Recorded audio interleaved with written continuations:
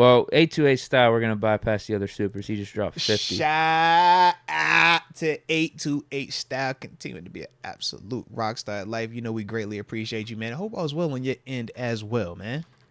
What's up, Mountain Deke? He says, I'm seriously not Kenny bashing, but to me, if the pocket's not clean, he just seems so fidgety and afraid if someone is too close to him. Watching Mitch Sunday seemed much more calm in that same pocket. Am I the only one who sees this? Thoughts?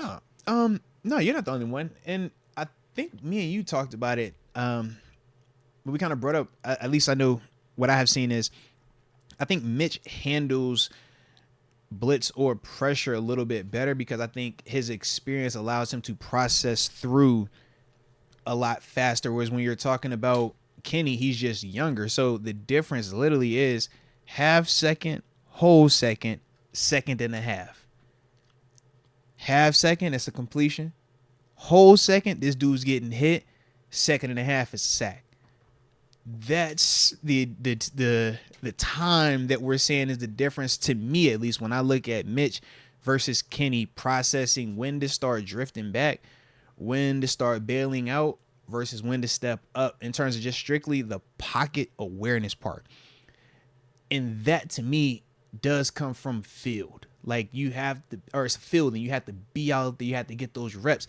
And regardless of how many reps we think is the appropriate amount, Trubisky has played more professional football than Kenny Pickett. So I just feel like he has a natural feel because of that part. It doesn't make him better today, tomorrow, long term, but I do think in that vein, he's just more experienced with it, so he handles it a little bit better. Whereas for Kenny, I think we've seen him going through the process of what is the best method versus blitz? Is it me trying to drift? Is it me doing the spin over my shoulder, right? Not Is that. it me trying to step That's up? not that's not a good method. Like we've seen it, right? Because I thought Vegas game when he got pressure, he instantly would do it, take it down, and just take off, and it worked. We were like, oh, this is great, this is dope. Yo, they rush like that, all right, perfect.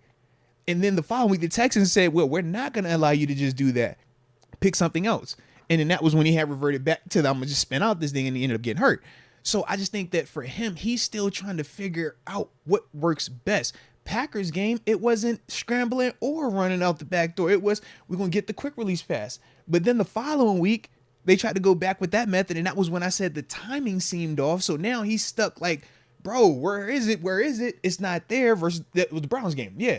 So it was like, yo, it went back to kind of being off again. So I just think for him, until he can get more confident and comfortable with his escape plan versus that pressure, it is going to be a little bit delayed for him. The unfortunate part is he's hurt. So he's not going to get that chance right now to be improving on that. Whereas, like we said, for Mitch was already in Chicago for multiple years, taking all these reps, going through all of this process that Kenny is currently going through. Mitch has already been through this right now, man.